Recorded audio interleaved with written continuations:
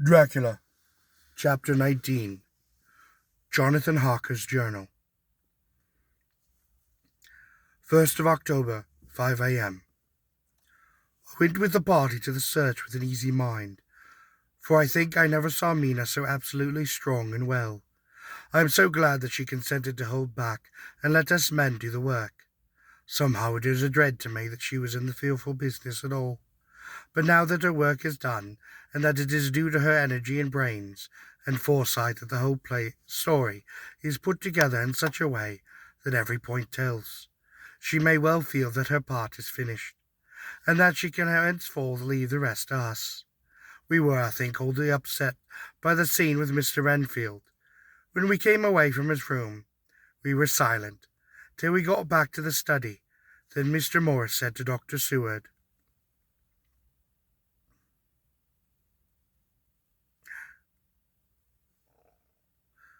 "Say, Jack, if that man wasn't attempting a bluff, he is about the sanest lunatic I have ever saw. I'm not sure, but I believe that he had some serious purpose, and if he had, it was pretty rough on him not to get a chance." Lord Godalming and I were silent, but Dr. Van Helsing added, "Friend John, you know more of the lunatic than I do, and I am glad of it, for I fear that it had been to me to decide. I would have, before the last hysterical outburst, have given him freedom. But we live and we learn, and in our present task we must take no chance. As my friend Quincy would say, all is best as they are." Dr. Seward seemed to answer them both in a dreamy kind of way. "I don't know but that I agree with you. If that man had been an ordinary lunatic, I would have taken my chance of trusting him. But he seemed so mixed up with the Count in an indexy kind of way that I am afraid of doing anything wrong by helping his fads. I can't forget how he prayed with almost equal fever for a cat, and then tried to tear my throat out with his teeth. Besides, he called the Count Lord and Master, and he may want to get out to help him in some diabolical way. The horrid thing has the wolves and the rats and his own kind to help him, so I suppose he isn't above trying to use a respectable lunatic. He certainly did seem earnest, though, and I only hope that we have done what is best. These things, in conjunction with the wild work we have in hand, help to unnerve the man." The professor stepped over, and laying his hand upon his shoulder, said in his grave, kindly way, "Friend John, have no fear. We are trying to do our duty in a very sad and terrible case. We can only do as we deem best. What else have we to hope for, except the pity of the good God?" Lord Godalming had slipped away for a few minutes, but now he returned. He held up a little silver whistle as he remarked, "That old place may be full of rats, and if so, I've got an antidote upon call." Having passed the wall, we took our way to the house, taking care to help in the shadows of the trees on the lawn when the moonlight shone out.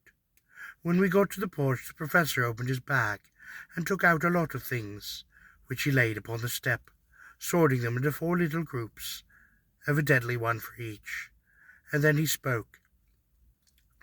"My friends, we are going into terrible danger, and we need arms of many kinds. Our enemy is not merely one of spiritual.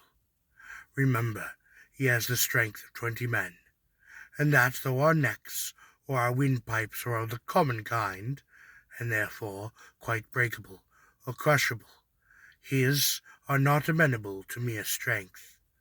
A strong man, or a body of men more strong and old than him, can at certain times definitely hold him, but they cannot hurt him, as we can be hurt by him.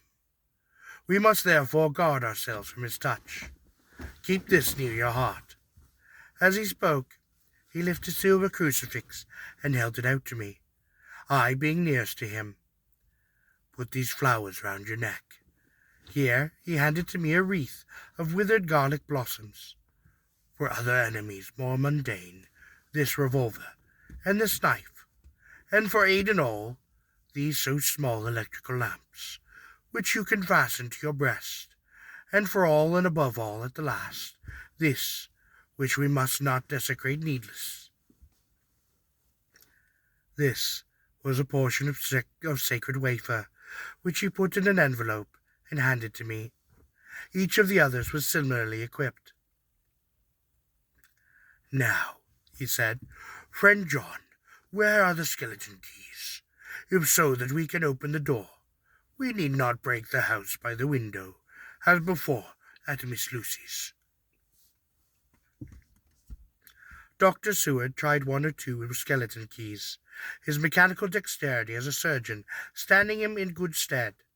Presently he got one to suit, and after a little play back and forth the bolt yielded, and with a rusty clang shot back. He pressed upon the door, and the rusty hinges creaked. Slowly it opened. It was startling, like the image conveyed to me in Dr. Seward's diary of the opening of Miss Westerner's tomb. I fancy that the same idea seemed to strike the others, for with one accord we shrank back. The professor was the first to move forward, and stepped into the open door. "In manustus domine," he said, crossing himself as he passed over the threshold. We closed the door behind us, lest when we should have lit our lamps we should possibly attract attention from the road. The professor carefully tried the lock, lest we might not be able to open it from within should we be in a hurry making of our exit. Then we lit our lamps, and proceeded inward upon our search. The light from the tiny lamps fell in all sorts of odd forms, as the rays crossed each other, or the opacity of our bodies through the great shadows. I could not for my life get away from the feeling that there was someone else among us.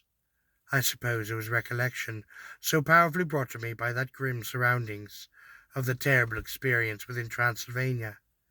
I think the feeling was common to us all, for I noticed that the others kept looking over their shoulders, and spooking at every sound and every new shadow, just as I felt myself doing.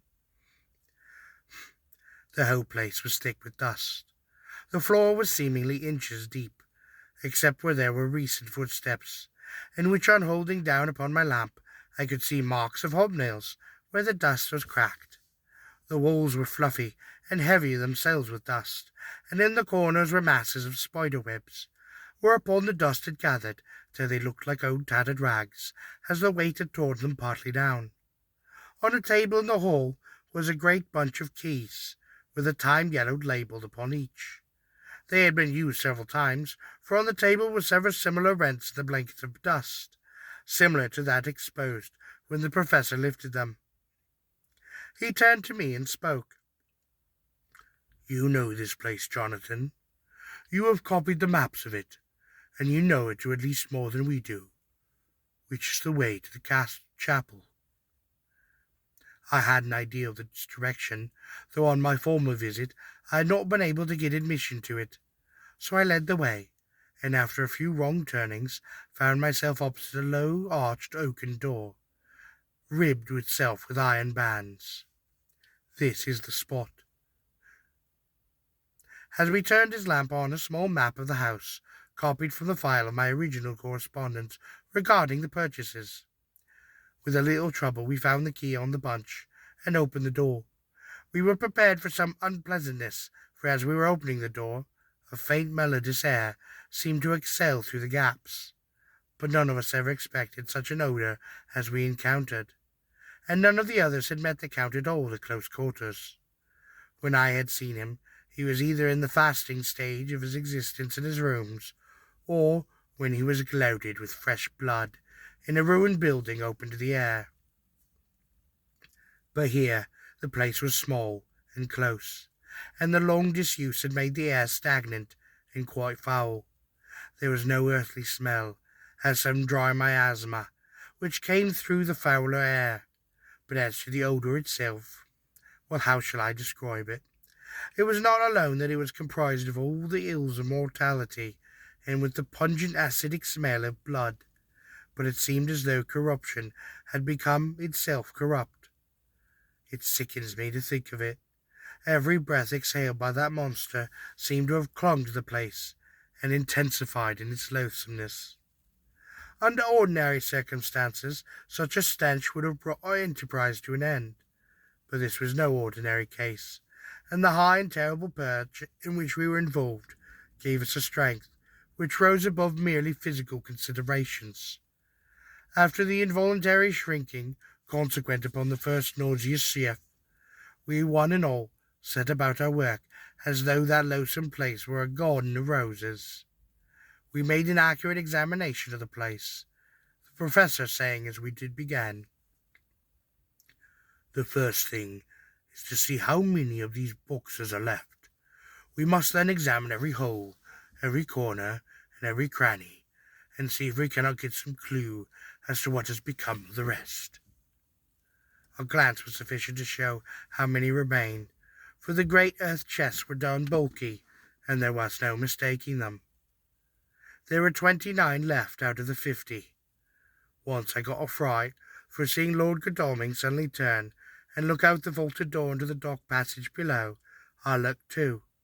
For an instant, my heart did stood still. Somewhere, looking out from the shadow, I seemed to see the high lights of the Count's own evil face, the ridge of his nose, red eyes and his red lips, his awful pallor. It was only for a moment, for as Lord Godalming said, "I thought I saw a face, but it was only the shadow," and then resumed his own inquiry. I turned my lamp upon the direction, and stepped slowly into the passage.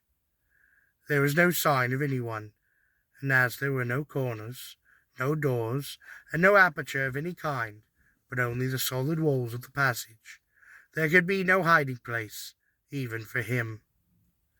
I took it that fear had helped upon our imagination, and I said nothing. A few minutes later I saw Morris step suddenly back from a corner, which he was examining. We all followed his movement with our eyes, for undoubtedly some nervousness was growing on us, and we saw a whole mass of phosphorescence which twinkled like stars. We instinctively drew back, for the whole place was becoming alive with rats. For a moment or two we stood appalled. All saw Lord Godalming. He seemingly prepared for such an emergency, and rushing over to the great iron-bound oaken door, which Dr. Seward had described from the outside, and which I had seen myself, he turned the key in the lock, drew the horge bolt, and swung the door open. Then, taking about his little silver whistle, he blew a low, shrill call. It was answered from behind Dr. Seward's house by the yelping and calling of dogs, and after a minute 3 terriers came dashing around the corner of the house. Unconsciously, we had all moved towards the door, and as we moved, I noticed that the dust had been much disturbed. The boxes which had been taken out had been brought this way, but even in the minute that had elapsed the number of rats had vastly increased. They seemed to swarm over the place all upon once, till the lamplight, shining upon their moving dark bodies and glittering baleful eyes, made the place look like a bank of earth set with fireflies. The dogs dashed on, but at the threshold suddenly stopped, snarling, and then, simultaneously lifting their noses, began to howl in the most laborious fashion. The rats were multiplying upon the thousands, and we moved out. Lord Godalming lifted one of the dogs, and carrying him in, placed him upon the floor. The instant his feet touched the ground, he seemed once more to recover courage, and rushed upon his natural enemies. They fled before him, that before he had shaken the life out of a score, the other dogs, who had by now been lifted upon in the same manner, had but small prey ere the whole mass had vanished. With their going, it seemed as if some evil presence had departed, for the dogs frisked about and barked merrily as they made sudden darts upon their prostrate foes, and turning them over and over, tossed them in the air with vicious shakes. We all found our spirits rising, whether it was the purifying of the deadly atmosphere by the opening of the chapel door, or the relief which we experienced by finding ourselves once more in the open, I know not. But most certainly the shadow of dread seemed to slip from us like a robe, and the occasion of our coming lost something of its grim significance. Though we did not slacken a whit in our resolution, we closed the outer door and barred and locked it, and bringing the dogs with us, began our search of the house. We found nothing throughout except dust in extraordinary proportions, and all untouched save from our own footsteps when I had made my first visit. Never once again did the dogs exhibit a symptom of unease, and even when we returned to the chapel, they frisked about as though they had been rabbit hunting upon a summer wood. The morning was quickening in the east when we emerged from the front, and Dr. Van Helsing had taken the key of the hall door from the bunch. Locking the door in an orthodox fashion, and putting the key into his pocket when he had done. "So far," he said, "our night has been eminently successful. No harm has come to us, such as I feared might be, and we have yet ascertained how many of the boxes are missing. More than all do I rejoice that this our first, and perhaps our most difficult and dangerous step, has been accomplished without there being thereunto our most sweet Madame Mina, or troubling her waking or sleeping thoughts with sights and sounds and smells of the horror which she might never forget. One lesson, too, we have learned, if it be allowable to argue a particular, that the brute beasts which are to the Count's command are yet themselves not amenable to his spiritual power. For look, these rats did come to his call, just as from his castle top he summoned the wolves to your going and to that poor mother's cry. But though they came to him, they ran pell-mell from the so little dogs and my friend Arthur. We have other matters before us, other dangers, and other fears, and that monster, he has not used his power over the brute world for the only and the last time tonight. So be it that he has gone elsewhere. Good. He gives us opportunity to cry check in some ways upon this chess game, which we play for the stake of the human soul. Now let us get home. The dawn is close at hand, and we have reason to be content with our first night's work. It may be ordained that we have many nights and days to follow, and are full of peril, but we must go on. From no danger shall we shrink. The house was silent when we got back, save for some poor creature who was screaming away in one of the distant wards, and a low moaning sound from Redfield's own room. The poor wretch was doubtlessly torturing himself, after the manner of the insane, with needless thoughts of pain. I came tiptoe into our own room, finding Mina asleep, breathing so softly that I had to put my ear down to hear it. She looks paler than usual, and I hope the meeting tonight has not upset her. I am truly thankful that she is to be left out of our future work, even of our deliberations, for it is too great a strain for women to bear. I do not think so at first, but I do know better now. Therefore I am glad that it is settled. There may be things which would frighten her to hear, and yet to conceal them from her might be worse than to tell her if once she suspected that there was any concealment. Henceforth our work is to be a sealed book to her, till at last such time as we can tell her that all is finished, and the earth free from a monster of the netherworld. I dare say it will be difficult to keep silent after such confidence as ours.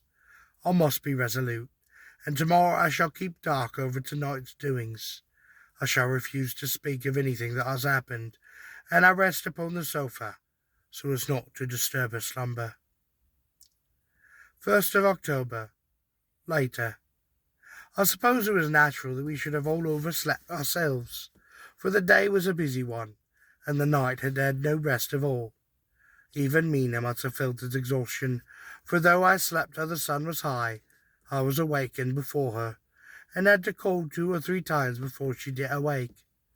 Indeed, she was so sound asleep that a few seconds she did not recognize me, but looked at me with a sort of blank terror, as one looks who has been woken out of a bad dream. She complained a little bit of being tired, so I let her rest till later in the day. We now know of 21 boxes which have been removed, and if it be that several were taken and any of them removal, we may be able to trace them all. Such will, of course, immediately simplify our labour. The sooner the matter is attended to, the better. I shall look up Thomas Snelling today. Dr. Seward's Diary, 1st of October. It was towards noon when I was awoken by the Professor walking into my room. He was quite more jolly and cheerful than his usual self, and it was quite evident that last night's work had helped to take some of the brooding weight off of his mind. After going over the adventure of the night, he suddenly spoke. "Your patients interest me much. May it be that with you I visit him this morning, or if that you are to occupy, I can go alone if it may be. It is a new experience to me to find a lunatic who talks of philosophy and reason so sound. I had some work to do with Prest, so I told him if he would go alone, I would be glad, as then I should not have to keep him waiting. I called an attendant and gave him the necessary instructions, and before the Professor left the room, I cautioned him again, getting any false impression from my patient. "But," he answered, "I want him to talk of himself, and of his delusions as to the consuming of little things. He said to Madam Mina, as I see in the diary of yesterday, that he had once had such a belief."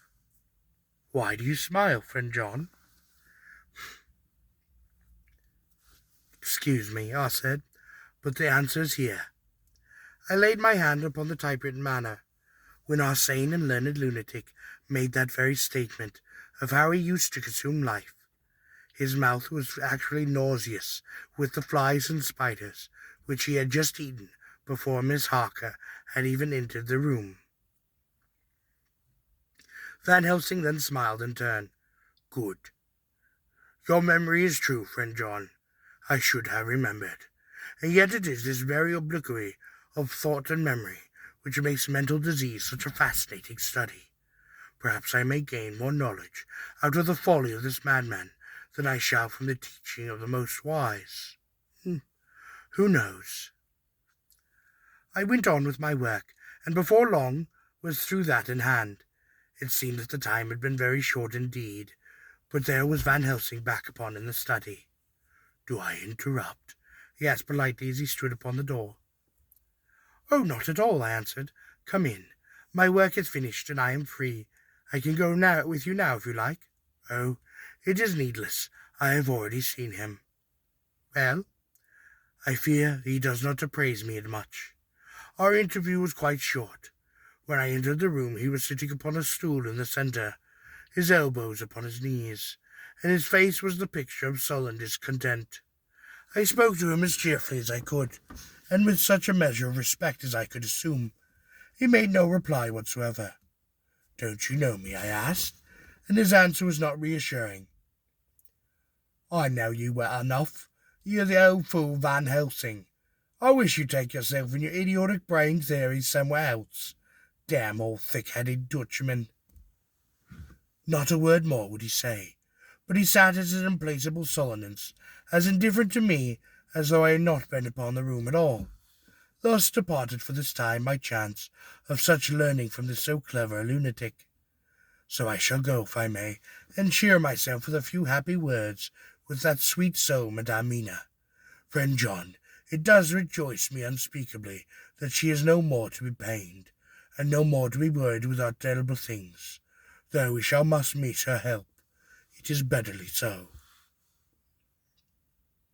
"I agree with you with all my heart," I answered, earnestly, for I do not want him to weaken upon this matter. "Miss Harker is better out of it. Things are quite bad enough for all of us, all men of the world, and who have been in many a light places in our time. But it is no place for a doll for a woman, and if she had remained in touch with the affair, it would in time infallibly have wrecked her." So Van Helsing was gone to comfort with Miss Harker and Mr. Harker. Quincy and Art were all out following up the clues to the earth boxes. I shall finish my round of work, and we shall all meet tonight. Mina Harker's Journal, 1st of October.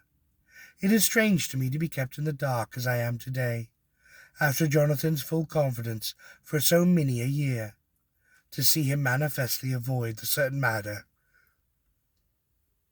and those the most vital of all. This morning I slept late after the fatigues of yesterday, and though Jonathan was late too, he was the earlier. He spoke to me before he went out, never more sweetly or tenderly, but he never mentioned a word of what had happened in the visit to the Count's house. And yet he must have known how terribly anxious I was. Poor dear fellow, I suppose it must have distressed him even more than it did me. They all agreed that it was best that I should not be drawn further into this awful work. I had acquiesced, but to think that he keeps anything from me. Oh, and now I am crying, like a silly fool, when I know it comes from my husband's great love, and from the good wishes of those other strong men. That he has done me good, some day Jonathan will tell me all, unless it should ever be that he should think for a moment that I keep anything from him. I shall keep my journal as usual, and then if he has a fear of my trust, I shall show it to him, with every thought of my heart put down for the dear eyes to read. I feel strangely, and in a low spirit today. I suppose it was the reaction from that terrible excitement, for last night I went to bed when the men had gone, simply because they had told me to. I didn't fall asleep, and I did feel full of devouring anxiety. I kept thinking over everything that had been since Jonathan came to see me in London, and it all seemed like a horrible tragedy, with fate pressing on relentlessly to some destined end. Everything that once does seems, no matter how right it may be, to bring upon the very thing which is most to be deplored. If I had not gone to Whitby, perhaps poor dear Lucy would be with us now. She wouldn't have taken to visiting the churchyard till I came, and if she hadn't come there in the daytime with me, then she wouldn't have walked there in her sleep, and if she hadn't gone there at night and asleep, the monster couldn't have destroyed her as he did. Oh, why did I ever go to Whitby? There now, crying again. I wonder what has come over me today. I must hide it from Jonathan, for if he knew that I had been crying twice in one morning, well, I who have never cried upon my own account, and whom he has never caused to shed a tear, the dear fellow would fret his heart out. I shall put a bold face on, and if I do feel weepy, he shall never see it. I suppose it is one of the lessons that poor women have to learn. I can't quite remember how I fell asleep last night. I remember hearing the sudden barking of the dogs, and many a queer sounds, like praying on a very tremulous scale, from Mr. Redfield's room, which is somewhere under this. And then there was a silence over everything, silence so profound that it startled me. I got up and looked out of the window, and all was dark and silent, the black shadows thrown by the moonlight seemingly full of a silent mystery of their own. Not a thing seemed to be stirring, but all to be grim and fixed as death or fate, so that a thin streak of white mist, that crept with almost imperceptible slowness across the grass towards the house, seemed to have sentience and a vitality of its own. I think that the digression of my thoughts must have done me good, for when I got back to bed I found a lethargy creeping over me. I lay there a while, but I could not quite sleep, so I got out and looked out of the window again. The mist was indeed spreading, but was now closer up to the house, so that I could see it lying thick against the wall, as though it were stealing up to the window. The poor man was more loud than ever, and though I could not distinguish a word that he spoke, I could in some way recognize in his tones some passionate entreaty upon his part, that there was the sound of a struggle, and I know that the attendants were dealing with him. I became so frightened that I crept back into bed, and I pulled the clothes over my head, putting my fingers within my ears. I was not then a bit sleepy, at least so I thought, but I must have fallen asleep, for except for dreams, I do not remember anything until the morning. when Jonathan woke me. I think that it took me an effort and a little time to realize where I was, that it was Jonathan who was bending over me.